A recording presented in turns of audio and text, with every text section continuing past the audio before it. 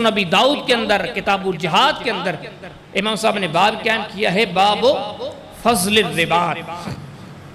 اس میں یہ حدیث لائے کہ صحابی ارشاد فرماتے ہیں ان فضالۃ قال قال رسول اللہ صلی اللہ علیہ وسلم کل میت یختم علی عملہ الا المرابط فی سبیل اللہ فإنه ينمو له عمله إلى يوم القيامة ويؤمن من فتان القمر كما قال علیہ الصلاة والسلام. صحابی ارشاد فرماتے ہیں کہ نبی کریم علیہ السلام فرماتے ہیں کہ کل میت یختم علی عملہ. دنیا میں ہر انسان جب وفات پاتا ہے اس کے مرنے کے بعد، اس کی وفات کے بعد، اس کی موت کے بعد اس کا اعمال نامہ بند کر دیا جاتا ہے اور اس کو مہر لگا کے محفوظ کر دیا جاتا ہے، سوائے چند ہیں جن کے صدقے جاریہ کا عمل محمد کریم علیہ السلام نے ارشاد فرمایا. آپ نے فرمایا کہ باقیوں کے سارے اعمال جب تک زندہ تھا سلسلہ چلتا رہا. اب وفات کے بعد یہ معاملات منقطع ہو گئے، لیکن آپ نے فرمایا کہ الا المرابط فی سبیل اللہ، سوائے مجاہد کے وفات کے بعد بھی، موت کے بعد بھی اس کا نامہ اعمال بند نہیں ہوتا، کھلا رہتا ہے. کب تک؟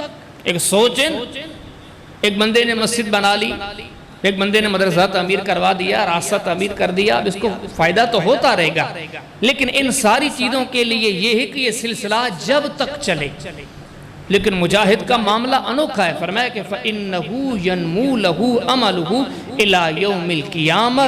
یہ جتنے مجاہد کے آپ نے عمل سنے، عملوں کی حیثیت سنی، میدان جہاد کی طرف نکلنا، پہنچنا، لڑنا، یہ گھوڑوں کا رکھنا، یہ تلواروں کا بنانا، محمد کریم علیہ السلام نے فرمایا یہ جتنا عمل سنتے ہو آپ سمجھو گے یہ سارا عمل عارضی ہے، معاملہ ختم، مجاہد کی زندگی ختم تو عمل بھی ختم ہو جائیں گے. لیکن محمد کریم علیہ السلام فرماتے ہیں کہ امت میں یہ واحد مجاہدین کا طبقہ ہے جن کا یہ عملوں کا سلسلہ قیامت تک چلتا رہتا ہے.